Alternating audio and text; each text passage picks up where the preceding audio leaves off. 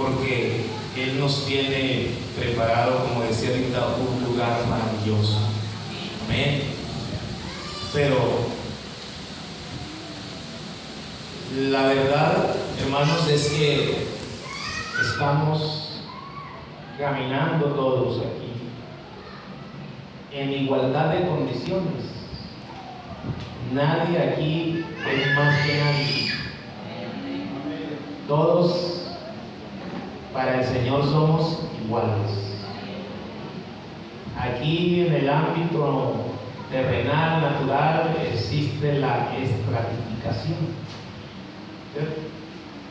Y funcionan los apellidos, y funcionan los títulos, pero delante del Señor no es así. Delante del Señor todos somos iguales. Eso quiere decir que a todos Dios nos ama por igual, y a todos Dios nos ayuda por igual. Eso es lo bueno de tener un Dios así, ¿cierto? Porque triste fuera para nosotros que Dios nos calificara también como califica el mundo. Entonces algunos tendrían más ventaja que otros, pero no. Aquí en la obra del Señor, en la iglesia, todos tenemos las mismas oportunidades y las mismas bendiciones. El apóstol Juan, inspirado por el Espíritu Santo, dice: hijitos míos, estas cosas os escribo para que no pequéis. Hermano, yo quiero decirle esta mañana, si ya somos salvos, si ya hemos sido lavados por la sangre de Jesús, y a través de la sangre de Jesús el Señor hemos recibido el perdón de nuestros pecados, ¿sí así o no? Y al ser perdonados, la Biblia dice que nuestros nombres ahora están escritos en el libro de la vida, en el libro de la vida eterna.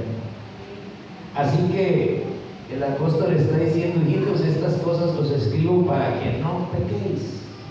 Es decir, nosotros como cristianos debemos todos los días levantarnos y orar a Dios con el propósito de mantenernos, ¿qué? Fieles a Dios. Hermanos, Dios nos guarde a todos los que estamos aquí de ir a faltarle a Dios. Yo creo que si hay algo lindo es vivir uno en paz con Dios, tener la conciencia tranquila. Amén. Eso es lindo, eso es hermoso. Pero el apóstol está diciendo: esta carta os escribo para que no pequéis. Pero seguidamente dice: y si alguno hubiere pecado. Quiere decir que existe la posibilidad de que el cristiano pueda pecar contra Dios. No dicen amén, pero así es. El propósito de Dios y el propósito mío debe ser que no pequemos. Pero hay la posibilidad que alguien pueda pecar, cualquiera de nosotros, cualquiera. Aquí vuelvo y digo, no existe que este es mejor que este lo guarda Dios más que a este, no. Todos estamos expuestos a las mismas circunstancias. La Biblia dice: el que es nacido de Dios no practica el pecado. ¿Quién es el que es nacido de Dios? Hermano, el que ha nacido por la obra del Espíritu Santo. Amén. Porque el nuevo nacimiento en nosotros no comienza cuando nos bautizamos en el nombre de Jesús. El nuevo nacimiento comienza cuando la palabra de Dios llega a nuestra vida. ¿Y genera qué? Vida. Y esa vida, que es por el Espíritu Santo, comienza a generar en nosotros un cambio, una transformación.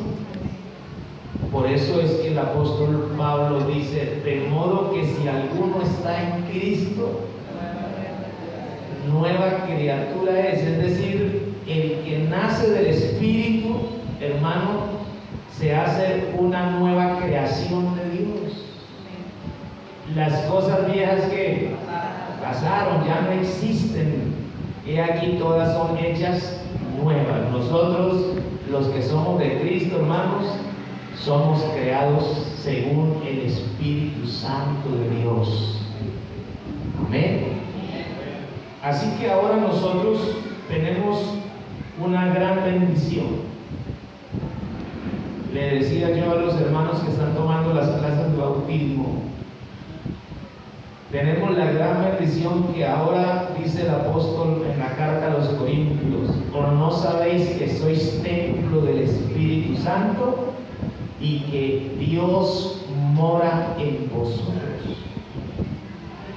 Oiga, ¿cuántos se alegran esta mañana de saber que Dios se mora en nuestra vida? Oiga, eso es muy glorioso, hermano. Que el Dios que creó todo lo que existe, que la Biblia dice que es el Todopoderoso, y que usted pueda decir esta mañana: ese Dios tan glorioso y poderoso vive en mí. Eso es algo muy grande. Así que teniendo a Dios en nuestra vida, hermanos, el que es nacido de Dios no practica pecado. Créanme que los cristianos que tenemos comunión con Dios, hermanos, podemos mantener una vida fiel al Señor. No por nuestra fuerza, sino por el Espíritu de Dios que mora en nosotros. ¿Cuánto lo creen así? Así que sí se puede ser fiel a Dios, sí se puede vivir en integridad a Dios, pero para vivir una vida íntegra, santa, piadosamente delante del Señor, se necesita vivir ¿en qué? En el Espíritu.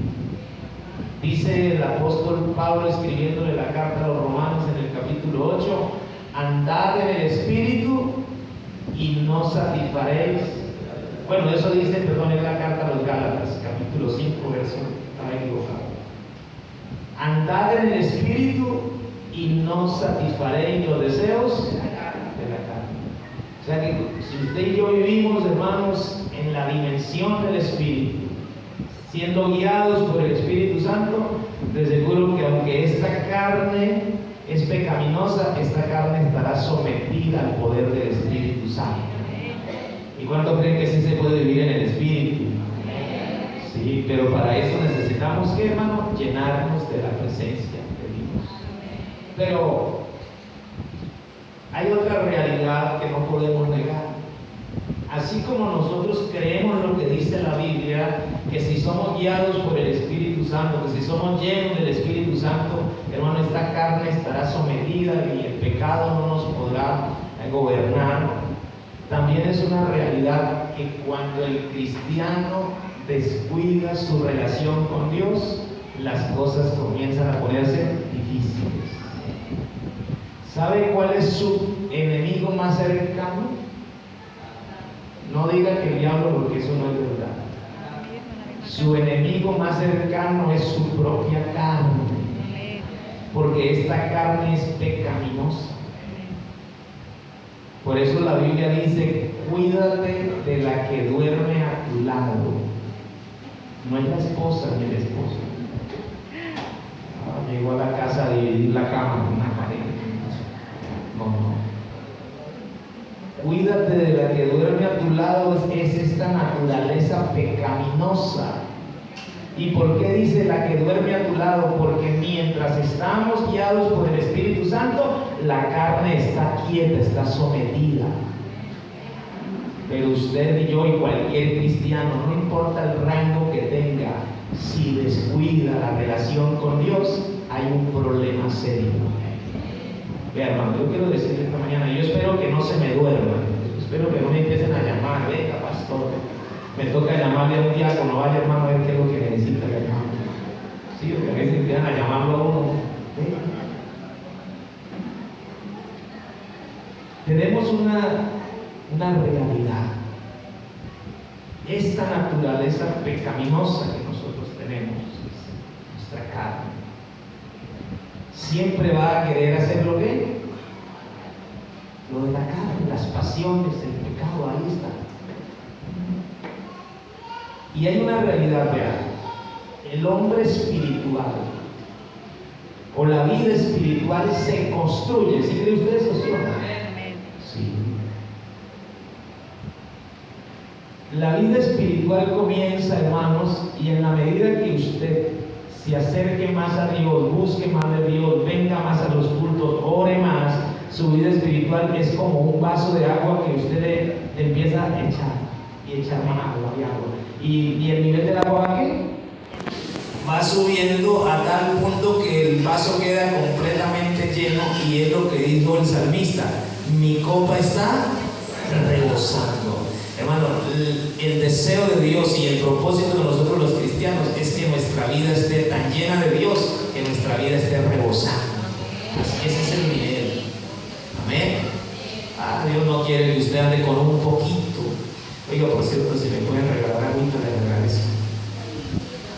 Ese era un mensaje subliminal, pero ustedes no entendieron que me tocó de frente.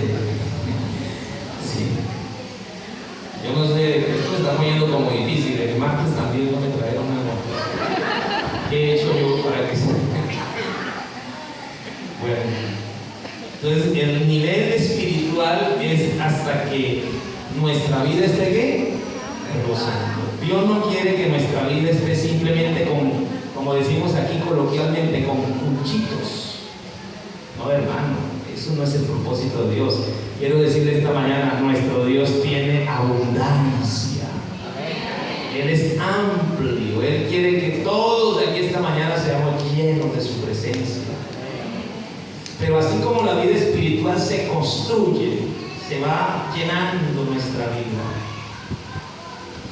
También, hermanos, hay una realidad, y es que cuando el cristiano que está lleno de Dios se descuida en su relación con Dios y deja de orar, deja de venir a la iglesia, deja de tener esa comunión con Dios, ¿qué pasa? Así como buscando a Dios se sube, también cuando se pierde la comunicación con Dios se desciende, se baja. ¿Sí? Estos días es muy normal, y usted escucha casi en todos los noticieros, que hay una dificultad en todos los embalses de nuestro país, y se habla de un racionamiento de la energía, del agua. ¿Por qué? Porque los niveles de esos embalses están ¿qué? Descendiendo. ¿Y por qué está descendiendo? Porque casi no hay lluvia. Hermanos, si usted pierde la comunicación con Dios, si usted pierde su relación con Dios, eso quiere decir que la llave, la fuente está ¿qué? Cerrada. Y el poquito de agua que usted tiene se va ¿qué? Evaporando. Y por eso lo que un día era una laguna, un río que era de bendición para todos los que estaban al lado, se convirtió en un desierto. ¿Eso puede pasar o no? Sí puede pasar. Porque así como se sube, también se puede bajar. Y lamentablemente, hermanos, algunos hermanos han pasado por esa dificultad, que se han descuidado de la vida espiritual, porque yo quiero decirle, jamás ni nunca Dios está satisfecho cuando alguien se va de la iglesia. No. Si hay algo que le produce dolor al Señor y nos debe producir dolor a nosotros, es que alguien que esté en la iglesia se vaya. Eso no sé si a usted le duela, pero eso produce dolor. Pero lamentablemente, por las circunstancias a veces propias de nosotros, nos descuidamos y termina la vida de esa persona en una situación difícil, alejado de Dios, apartado del camino del Señor. Y yo le pregunto esta mañana, de los que usted ha conocido en la iglesia, ¿hay algunos que ya no están? ¿Sí hace o no? Eche, como dicen por ahí, cabeza. ¿Sí conoce usted alguno que en un tiempo estuvo aquí pero que ya no está? Y si usted va y le pregunta por qué no está, hermanos, los que son sinceros reconocen que no están aquí porque descuidaron su vida espiritual. Algunos otros le echan la culpa a los hermanos, pero la raíz de que una persona no permanezca en la iglesia no es ni siquiera alguna dificultad que haya tenido con los hermanos, es la decadencia o la escasa presencia de Dios. Porque un hermano, un cristiano que esté lleno de la presencia de Dios, hermano, lo pueden ofender, pero tiene la capacidad que da Dios para perdonar. Amén. ¿Sí es así o no? Amén. Entonces uno cuando está lleno de Dios, hermano, por eso el que está lleno de Dios no se extravía, no se sale, porque entre nosotros es normal, a veces suceden cosas. Y un hermano dijo algo que a mí me ofendió, yo dije algo que de pronto ofendió al hermano, pero eso no es motivo para alejarnos del Señor, porque tenemos suficiente amor de Dios y suficiente presencia de Dios para perdonarnos los unos a los otros y seguir adelante en el propósito de la salvación. Pero cuando alguien dice, no, yo no voy más porque es que el hermano Pepito dijo esto y que la hermana Ramona dijo aquello y yo me alejo y yo no sé cuánto, hermano, eso no es simplemente por lo que el hermano dijo, es que esa persona tenía una situación espiritual ya difícil. Entonces, primero que todo quiero decirle esta mañana, hermano, procuremos lo que nos aconsejó el Señor, que esta mañana nos aconseja porque la palabra de Dios está viva. ¿Cuánto creen que está viva, verdad? Nos aconsejó el Señor a través del apóstol Pablo en la primera carta a los Corintios, el capítulo 10 y el versículo 12. ¿Cómo dice? Primera carta del apóstol Pablo a los Corintios, capítulo 10, versículo 12. Así que el que piensa estar firme, mire que no caiga. Es decir, hermanos, nosotros todos aquí tenemos una gran responsabilidad. ¿Cuál es nuestra responsabilidad? Hacer todo lo que dependa de nosotros para poder estar firmes. ¿Sí? Eso es una responsabilidad que tenemos. Pero, escuche, esto es importante. Pero jamás ni nunca nosotros debemos de jactarnos del lugar donde estamos. No se sienta usted superior a nadie en la iglesia. No mire con menosprecio al que está pasando por una dificultad. Ese no es el sentir de parte de Dios.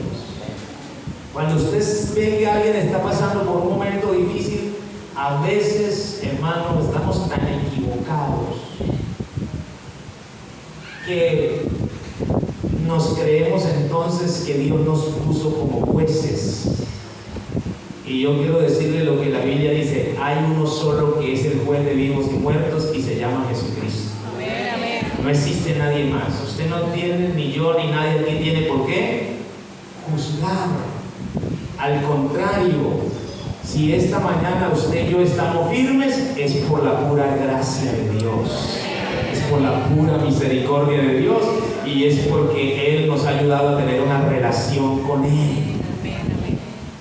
Pero no es porque usted tenga, hermano, es que yo soy un cristiano de 40 años en la iglesia.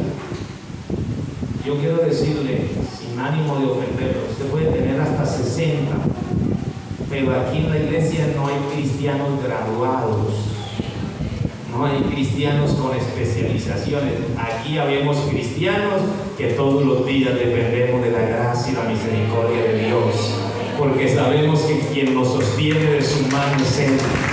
No son nuestros años de vida cristiana ni nuestras capacidades. Aleluya.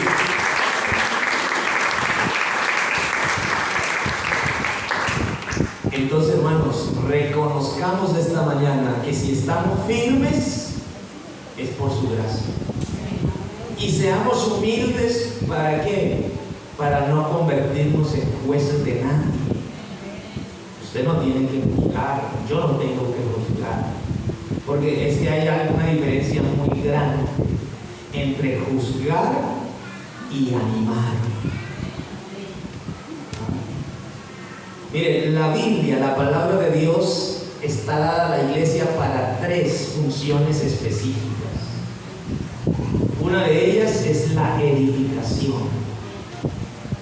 Otra función de la palabra de Dios dada a la iglesia es la consolación. Amén. Y la tercera función que cumple la palabra de Dios para la iglesia es la exhortación. Pero quiero decirle, por allá había un hermano que decía, es que yo tengo el don de la exhortación. ¿Cómo así, hermano? Si es que lo veo cada vez le empieza cayendo con la espada. No, se equivoca. Cuando la Biblia dice que la palabra de Dios cumple la función de exhortar, cuando hablamos de exhortación en la Biblia, no es juzgar, no es criticar, no es condenar. La palabra exhortación en la Biblia quiere decir animar. Amén. Así que si usted creía que tenía el ministerio, hermano, yo tengo el ministerio de la exhortación, yo soy el que regaño a todos en la iglesia, el que juzgo a todos, se equivoca. Eso no es lo que está diciendo. Exhortación es animar. Por eso usted y yo, que somos espirituales, hermano, cuando vemos a alguien que está pasando por un mal momento, no llegue a condenarlo ni a juzgarlo, llegue con la mano llena de misericordia, así como el Señor ha tenido misericordia de nosotros. Denle un aplauso al Señor.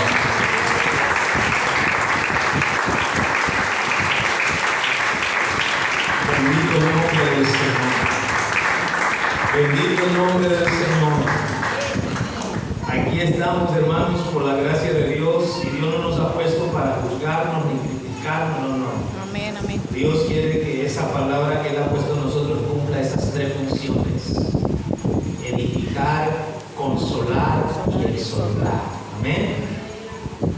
En el Evangelio según Lucas, el capítulo 6, el verso 36 en adelante, vamos a mirar unos versículos. Esta mañana estamos hablando de restauración, ¿cierto? Sed pues que, hermano, esta mañana a usted no se le puede olvidar que usted tiene que ser misericordioso. A mí no se le puede olvidar que yo tengo que ser misericordioso. Yo quiero decirle algo esta mañana. Tener misericordia, hermanos, es un principio de nosotros los cristianos.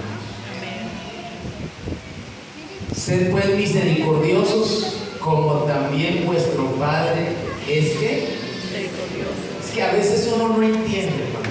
Yo le quiero decir una cosa. A veces uno no entiende por qué nosotros a veces somos tan duros y queremos andarle tan duro a los hermanos. Yo en lo personal quiero decirle, pues perdónenme lo que voy a decir.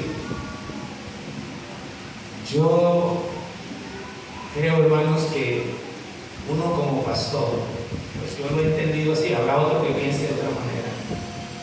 Pero yo estoy puesto aquí en la iglesia de Palmeras para administrar la grey del Señor que son ustedes. Pero Dios no me puso aquí para que yo me convierta en el juez de ustedes. ¿Sabe cuál es mi papel aquí? Mi papel es interceder por ustedes ante Dios. Dios no me puso aquí para que yo ande acusando hermanos. Usted sabe que el hermano tal es el Señor, usted sabe que el hermano tal es el hermano tal es aquello, y póngale la mano a este. No.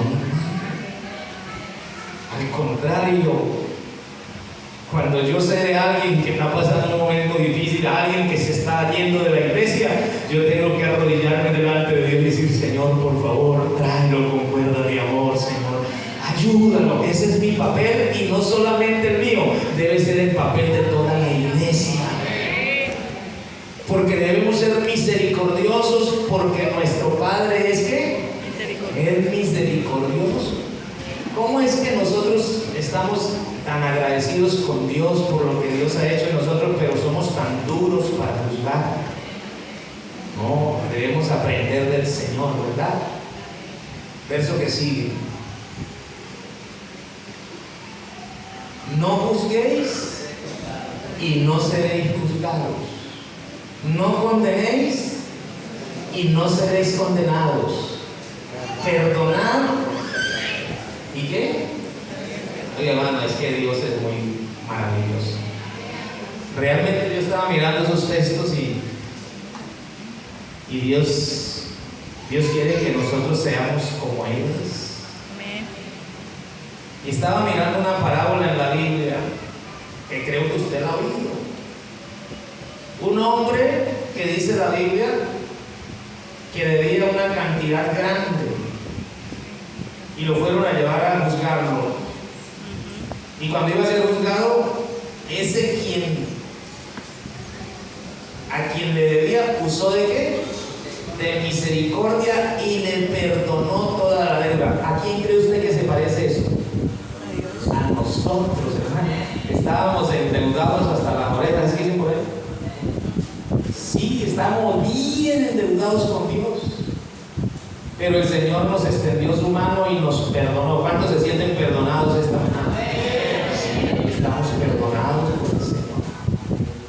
Pero ¿sabe qué dice la Biblia? Que ese hombre que recibió el perdón de lo que debía, y era mucho, salió y yendo de camino se encontró con alguien que le debía mucho o poquito. Poquito. ¿Y sabe qué dice la Biblia? Lo llama el bonito que me pague. No tengo cómo pagar. Por favor, alguaciles, ¿me lo meten a qué? A la cárcel. Y dice la Biblia, y se enteró. ¿Quién se enteró? El rey, aquel a quien había perdonado o quien había perdonado más. Digo, oiga, ¿cómo es posible? Tráiganmelo acá. ¿Cómo vas a ser tan malo? Si yo te perdoné tanto, ¿por qué no fuiste capaz de perdonar tan poquito a tu hermano? Y entonces dice la Biblia, digo, vaya y enciérrenlo. Oiga, triste, ¿no? A veces entre nosotros no somos capaces de perdonar nuestras ofensas y no quiero volver más a la iglesia y no quiero asistir más porque no me hablo con la hermana porque me ofendió. Hermanos, si el Señor nos perdonó tanto, ¿por qué nosotros no podemos perdonar? Miren, en la oración del Padre Nuestro, Jesús dijo, perdona nuestras ofensas como nosotros hemos perdonado a los que nos ofenden. Si usted no perdona la ofensa de un hermano, ¿cómo pretende que Dios lo perdone a usted si usted es mucho más pecador delante de Dios que cualquier otro? Yo soy más pecador. Estoy aquí esta mañana por la pura misericordia de Dios y porque Él quiso perdonarme por pura gracia. Entonces, hermano, no se trata de que si alguien se equivocó, ya nosotros decimos, no, este ya no sirve, ya no es hermano de la iglesia, ya no tiene cabida aquí, ya no es de la rosca de nosotros. No diga eso.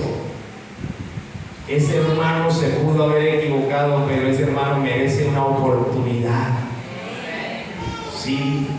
Y si Dios nos dio a nosotros, no una, yo creo que Dios nos ha dado muchas oportunidades. ¿Sí es así o no?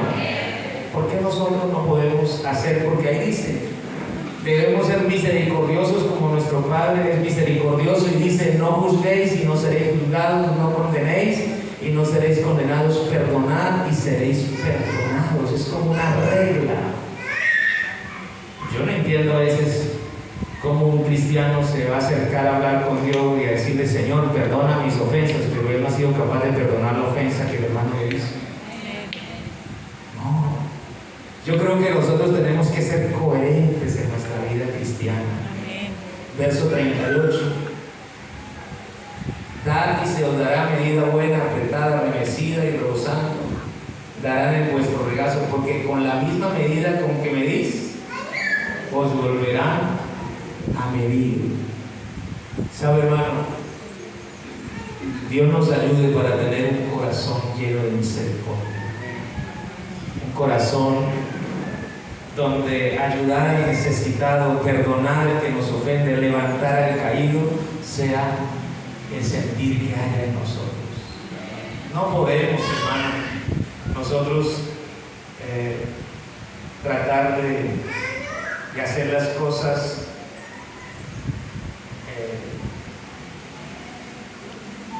creyendo que nosotros somos aquí los perfectos y que los hermanos ya no. Por eso el texto que leíamos, el que esté bien, mire que no caiga. O sea, no se convierta en juez de nadie, porque Dios nos guarde, en algún momento usted también puede pasar por ese camino. ¿Cierto?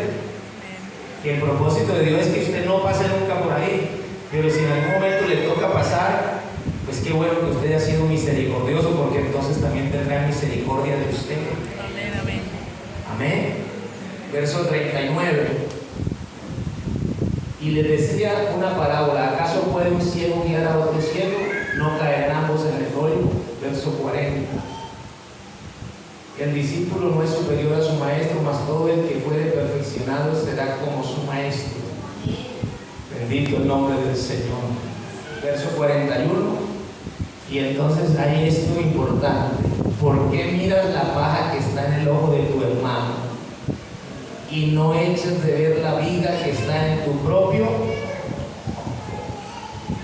Hermano, vea con sinceridad esta mañana, no nos convirtamos en jueces de nada.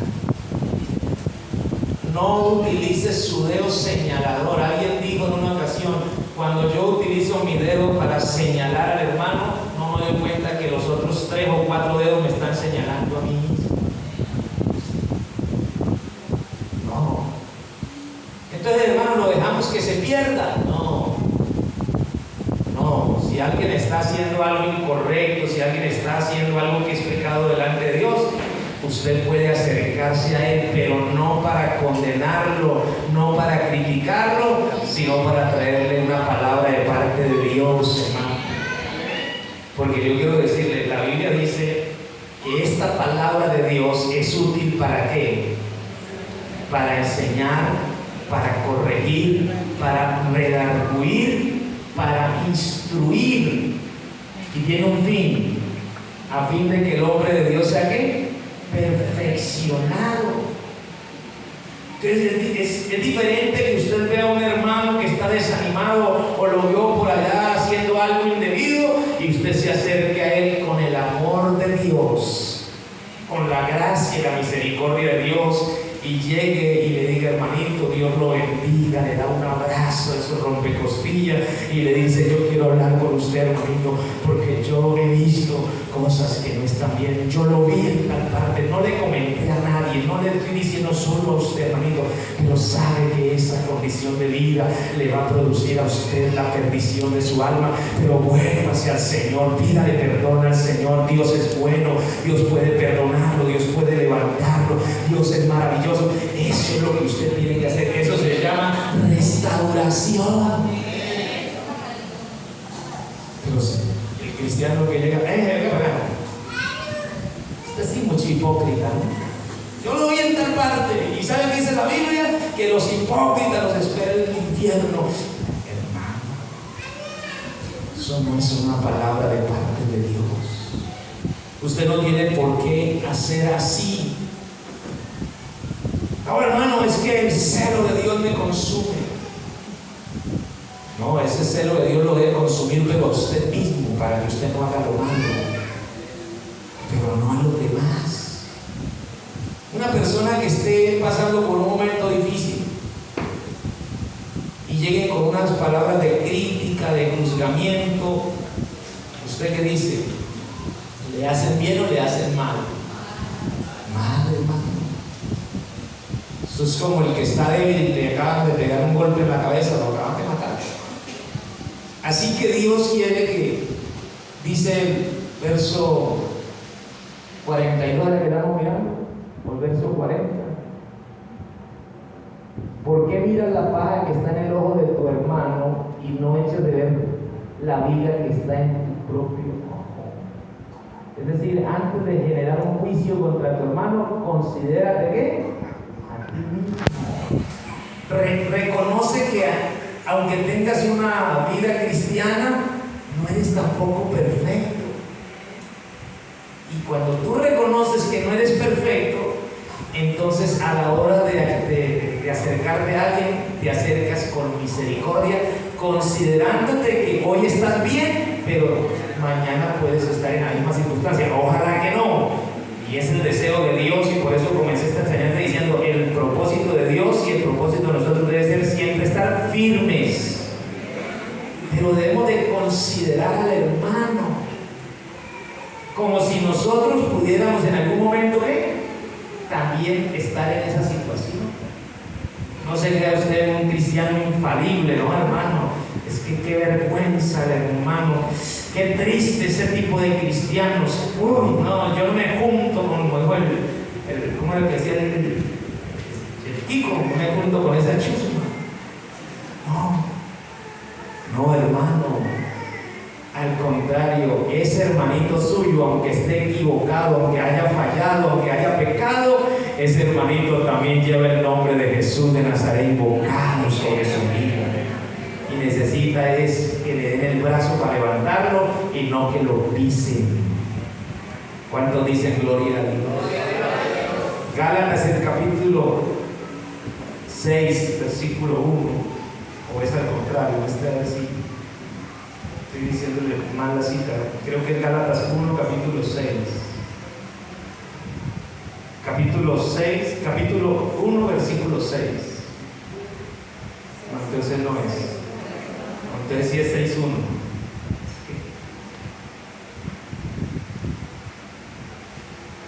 Bueno, ahí ya está. Hermanos, si alguno fuere sorprendido en alguna ¿qué? En alguna falta. Vosotros que sois espirituales. ¿Qué tenemos que hacer los cristianos que somos espirituales? Llegar a condenarlo, a juzgarlo, a decirle que ya no sirve, que no vuelva más a la iglesia, que es un pecador. ¿Cómo tenemos que ser? Vosotros que sois espirituales, restaurarle con espíritu de ¿qué? De mansedumbre. Vea, hermano, yo quiero decirle algo. Nosotros a veces cometíamos errores terribles y Dios quiera que nosotros mejoremos, pero a veces cuando un hermano de la iglesia cometía un error y pecaba, nosotros actuábamos como si ese ya no fuera nuestro hermano y nos decía de pronto Dios le bendiga y no le contestábamos. Pues que está en pecado. Qué triste, ¿no? ¿Por qué actuar así? Ese hermano que era de la iglesia y que está afuera en el mundo, ¿es tu hermano o no es tu hermano? Sí, es tu hermano. Lo que pasa es que es tu hermano que está ¿qué? Alejado del Señor.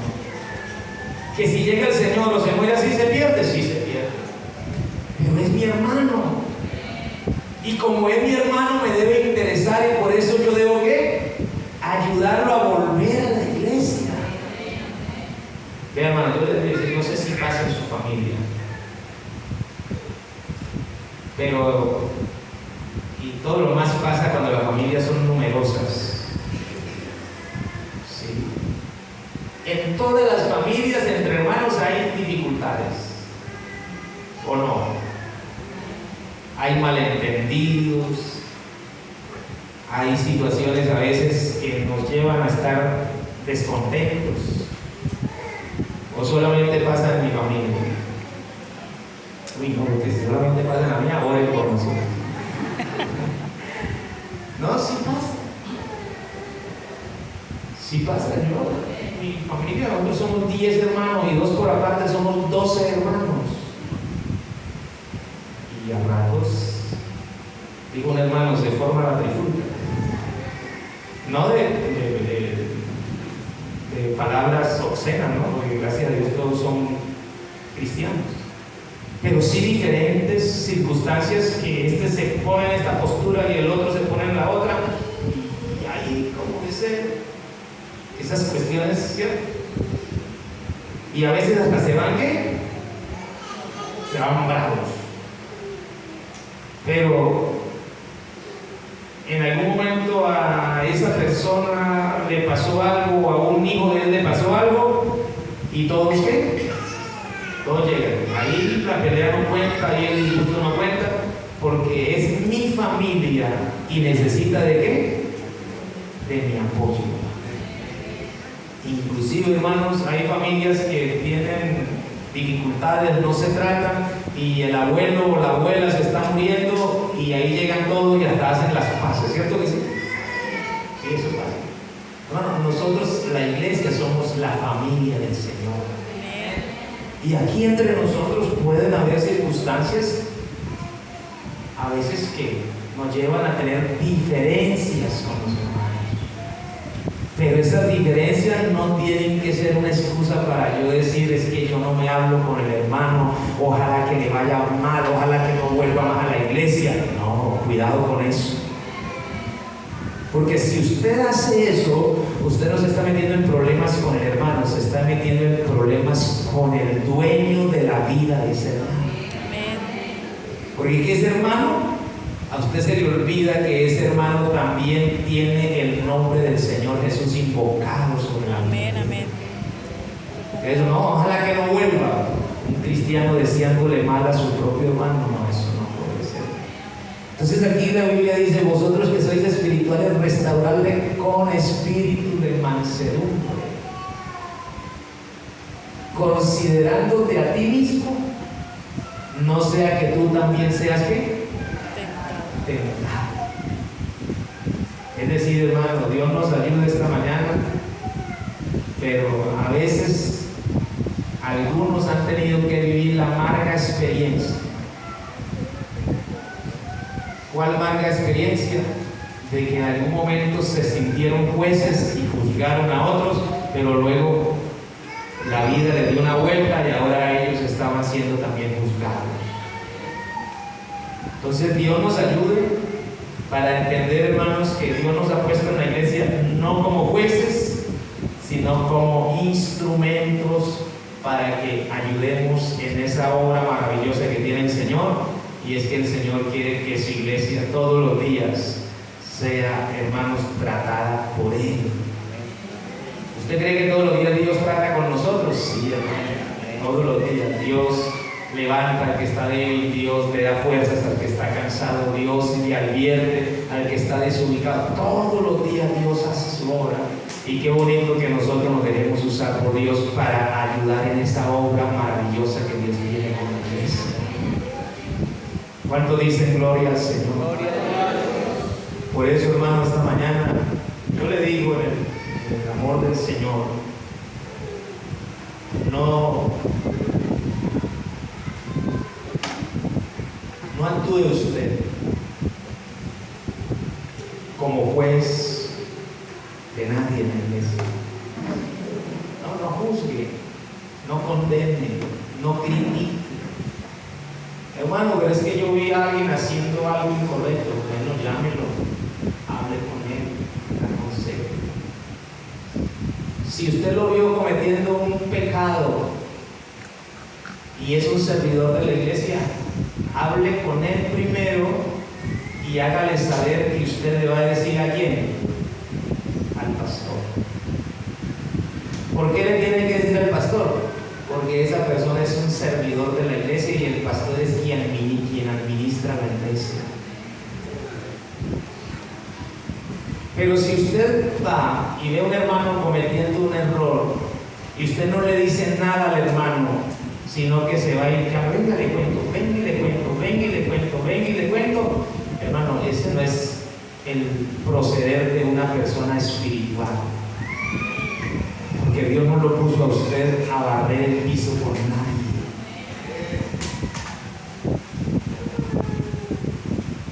Los que somos espirituales siempre buscamos el bien de nuestros hermanos. Así que en primera instancia, cuando usted ve a alguien cometiendo un error, ¿con quién tiene que hablar? No, usted tiene que llamarlo a él aparte, dice la Biblia. Llámalo estando tú y él solos. ¿Y para qué lo va a llamar? No para juzgarlo, no para condenarlo, no para criticarlo, sino para amonestarlo. Recuerden que amonestarlo es ¿qué? Es animarlo, es hablarle de las promesas de Dios, es hablarle de esa gracia, de esa salvación y decirle no puedes seguir así porque te vas a perder, pero hay un Dios misericordioso que te ama, que quiere perdonarte, que quiere ayudarte. Y le debe de decir, como eres servidor, porque te amo en el amor del Señor, sí me toca hablar con el pastor. Nosotros los pastores tenemos una responsabilidad delante de Dios y es que nosotros manejamos algo que se llama ética pastoral. Lo que usted me cuenta a mí, se queda conmigo. Aquí el propósito, hermano, jamás es desfigurar la vida de un hermano. Usted no va a ver, y Dios me ayude, pero usted no va a ver aquí yo poniéndome a contar en la iglesia que este hizo esto, que eso, que no. Al contrario, a ese que está herido hay que ayudarlo, hay que vendarlo, hay que protegerlo, hay que cuidarlo, hay que sanarlo. No exponerlo. Usted se imagina, gracias a Dios que hoy la iglesia ha cambiado en ese concepto. Pero usted se imagina antes cómo era difícil. Un hermano de la iglesia cometía un pecado y ese hermano lo obligaba, que tenía que venir y pedirle perdón a Dios públicamente, y tenía que pedir perdón a la iglesia, pararse aquí al frente y decir: hermano, yo he pecado contra Dios. Eso era algo difícil y eso era antibíblico, porque la iglesia no tiene facultad para perdonar pecados. El único que tiene la potestad de perdonar pecados es el Señor Jesucristo. Entonces una persona, hermano, lo ponían en vergüenza, y algunos por la vergüenza, por verse expuesto públicamente, preferían ¿qué? Alejarse de la iglesia y no volver. Pero ese es el sentir de Dios. No, el sentir de Dios, Dios jamás le gusta poner a alguien en vergüenza ni exhibir a nadie. Este Dios es misericordioso, y como el padre que trata de cubrir a sus hijos para no exponerlos, yo creo que este Dios, cuando hace una obra restaurativa, la hace sin hacer alarde de nada. ¿Usted cree que Dios está interesado en desfigurar a una persona para luego sanarlo? No. Dios hace las cosas de manera perfecta. Imagínense, por allá en algún lugar pasó que un hermano de la iglesia había pecado. Sí, había pecado. Y el hermano, seguramente, digo yo, se sintió avergonzado de pararse en público y pedir perdón. Y entonces prefirió irse al mundo. Es una mala decisión, desde luego, pero yo creo que si hubiera sido el proceso diferente, de pronto hasta se hubiera restaurado sin tener que irse al mundo. ¿Cierto que sí? Y entonces el hermano se fue al mundo. Con el tiempo, pasaron los años. Ese hermano, por allá en otro lugar, empezó otra vez con el deseo de asistir a la iglesia y se volvió a la iglesia en otro lugar, en otra congregación, y fue reconciliado con el Señor. Le entregó la vida al Señor, fue otra vez renovado en el poder del Espíritu Santo, siguió congregándose allá. Yo le pregunto, ¿Dios lo perdonó, sí o no? ¿Y Dios lo restauró, sí o no? Sí. Y entonces el hermano, con el tiempo allá, el pastor le volvió a dar ¿qué? Cargos en la parte administrativa de la iglesia. Y esto que les estoy contando no me lo contaron, yo lo vi. Hicimos un culto de intercambio. Les digo el milagro, pero no es santo. Hicimos un culto de intercambio. Y en el personal que venía de la otra congregación, venía el hermano que hacía años se había apartado, pero ya venía reconciliado y ya tenía un cargo en la iglesia. Y cuando llegó ahí, el pastor lo identificó. Y yo era el líder. Sí, Señor. Ese muchacho que está allá, o ese hermano que ya viene de allá con ellos a tomar parte en el culto. Sí, Señor, él es parte de la directiva que viene. No. Dígale que aquí no puede subir al altar porque él pecó aquí hace tanto tiempo y se fue sin pedir perdón a la iglesia. Hermano, usted sabe lo difícil que es para uno. Y yo, como era un líder de la iglesia y estaba sujeto a mi pastor, pues con todo el dolor del alma, Son unos mandados que lo mandan a hacer a uno que a uno no le gustan. Pero quiero decir esta mañana, aunque era mi pastor y aunque yo le obedecí en ese tiempo, pero hoy, esta mañana, quiero decir que el que estaba equivocado era el pastor. Estaba equivocado el pastor. Porque ya Dios lo había ¿qué? Perdonado, ya Dios lo había restaurado. Y si Dios lo perdonó y si Dios lo restauró, ¿por qué yo me voy a entrometer en la obra de Dios? Hermano, si usted ve un hermanito aquí de la iglesia que se estuvo alejando, o que aún algún hermano de la iglesia estuvo descarriado y volvió a la iglesia y Dios lo perdonó y Dios lo limpió y Dios lo restauró, cuando usted lo ve aquí en la iglesia sirviendo otra vez, no ponga cara de puño, uy, después de estar en el mundo sirviendo aquí, no, alégrese, gócese, porque ese que estaba muerto ha vuelto a la vida, ese que estaba desnudo ha sido vestido de gracia otra vez. Ese es el sentir de Dios. Cambiemos la mentalidad, hermano. No sigamos juzgándonos entre nosotros, no sigamos criticando, no, más bien llenémonos de suficiente amor, de suficiente gracia. Si usted ve un hermano, una hermanita de la iglesia que está débil espiritualmente, no se lleve un mazo. Es que hay que darles duro. Al contrario, si usted supiera que ese hermanito, esa hermanita que está débil, es la niña de los ojos del Señor. Amén, amén. A veces, yo quiero decir algo, a veces uno como pastor, uno se pone un poco incómodo cuando un creyente agarra el micrófono y comienza a darle lengua a la iglesia. Y tiene palabras duras y hermano, y yo le digo la verdad, uno se siente incómodo. ¿Sabe por qué? Porque es que esta iglesia es la novia del Señor. Y esta iglesia hay que saberla tratar, hay que tratarla con amor, con misericordia, con gracia. ¿Usted se imagina que usted tenga a la novia o la esposa y se la deje dar? Oiga, al hermano, dame a casa, por favor, démele posada a la novia mía o a la esposa mía, que voy a hacer un viaje y cuando yo venga le pago todo. Y cuando llegue usted de viaje, consiga usted a la novia o a la esposa llena de moretones, sin uñas. ¿Qué pasó? No, me pusieron a lavar todos los días la loza, restregar el piso. No, eso no me daban comida. ¿Usted qué opina? ¿Usted se pondría feliz? Usted se siente ofendido. ¿Cómo es que le dije que me la tratara bien y me la no fue nada? Mire, me la disfrutó. No, hermano. Tratémonos bien los unos a los otros.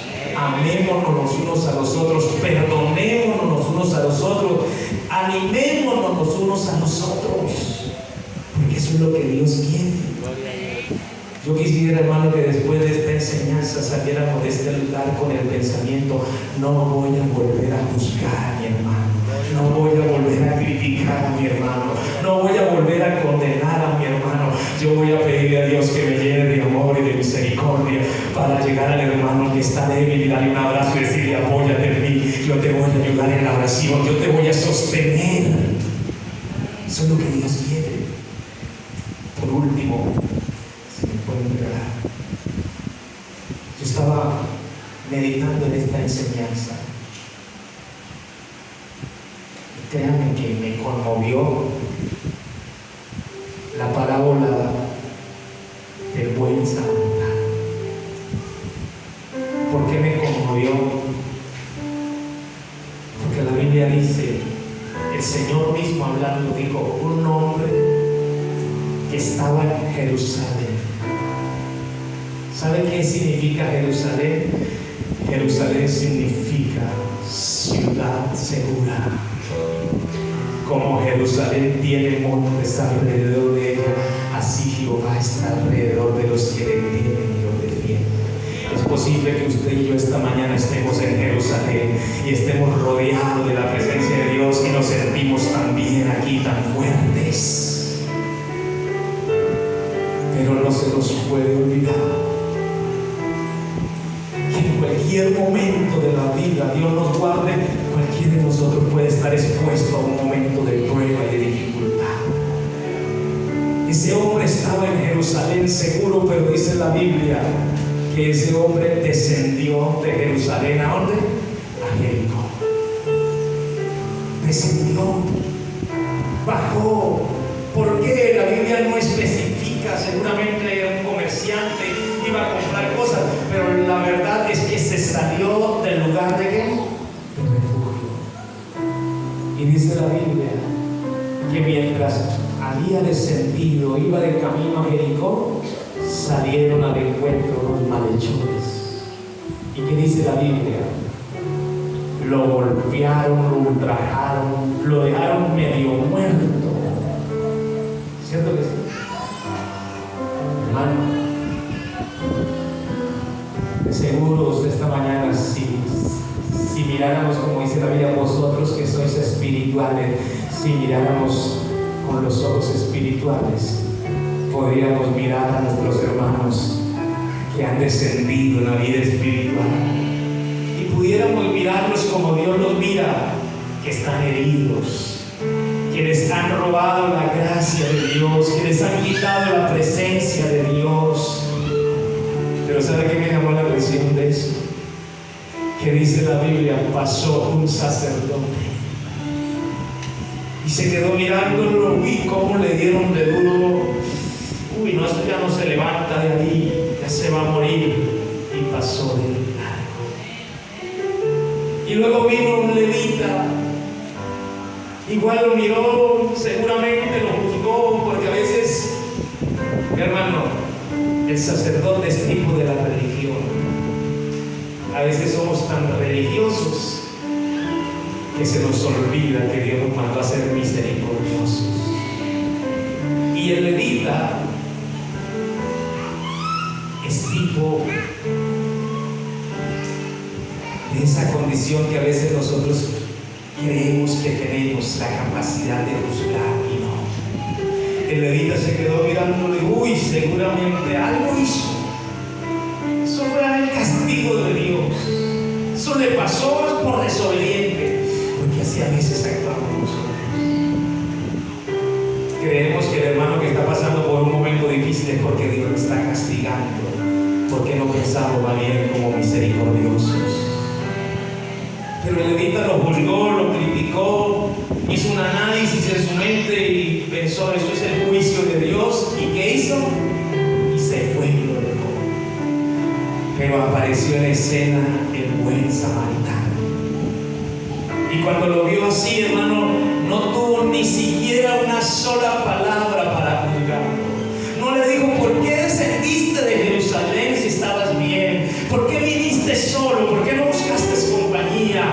¿Cuánta plata traía? ¿Por qué viajaste de noche, hermano? El buen samaritano no tuvo ni una sola palabra para juzgarlo. ¿Sabe qué dice la Biblia?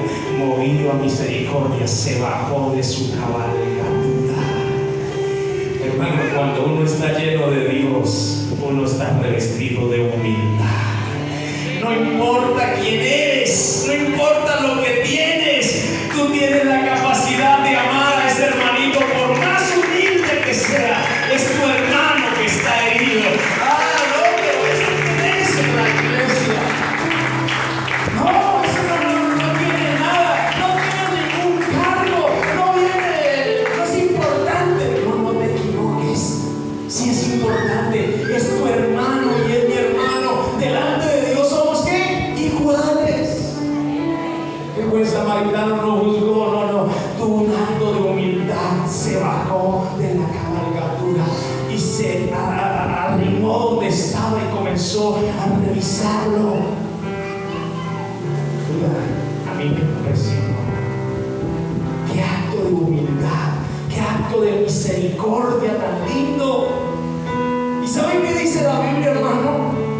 Este buen samaritano llevaba entre sus cosas, llevaba aceite, que el aceite era algo de mucho valor, era algo que tenía un gran precio, era algo que seguramente lo había traído para algo importante en el viaje que él también llevaba, pero había una necesidad, había que utilizar ese aceite para ayudar al que estaba caído. Y yo quiero decirle esta mañana, hermano, no sé qué tanto tenga usted de Dios, pero lo que Dios le ha dado esta mañana no es para que usted se jacte y diga yo soy más que los demás, soy mejor que los demás, es para que usted de esa gracia, de esa misericordia, de ese don inmerecido, de ese favor de Dios, de esa presencia de Dios.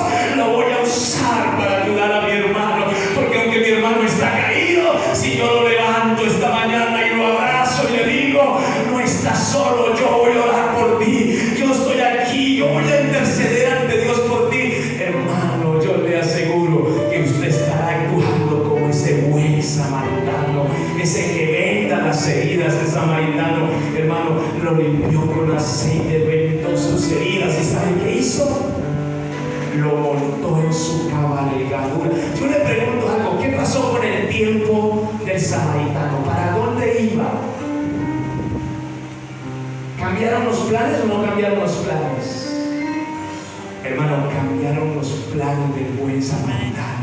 Quizás iba afanado, pero había una prioridad. ¿Sabe qué es lo triste? Yo quiero decir esta mañana aquí en la iglesia, hermano, a veces nosotros vemos al hermano que está débil, que está a punto de descarriarse, que está a punto de no volver a la iglesia, y todos decimos: es que no tengo tiempo para visitarlo, no tengo tiempo para aconsejarlo, no, es que es mi trabajo, es que es mi negocio, y es que todo gira en torno a ¿qué? A nosotros. Nos hemos vuelto egocentristas, de que yo esté bien, no me importa lo demás. Pero ese no es el pensamiento de Dios. El pensamiento de Dios es que nos bajemos de ese estatus, nos bajemos, hermano, de esa posición, y nos volvamos humildes y misericordiosos como el Señor es misericordioso, y le demos la mano al que está caído. Le cambiaron los planes al samaritano. Dijo: aquí hay una prioridad más que el negocio que voy a hacer, más que ir allá donde voy. No, mi prioridad es ayudar a este que está caído. Lo montó, hermanos, en la cabalgadura y lo llevó al mesonero. Y le dijo: mira, aquí traigo este que está herido. Oh, hermanos, usted no se imagina el gozo que hay en los cielos cuando usted agarra a ese hermano que está débil o que ya se apartó del Señor, y usted comienza a trabajar en él y lo trae a la iglesia. ¿Sabe lo que pasa, hermano? Hay fiesta. Hay fiesta. Porque alguien que estaba muriendo fue auxiliado. Porque alguien que estaba abandonado fue recogido a misericordia. Yo quisiera esta mañana, en el nombre del Señor, invitarle a estar en pie.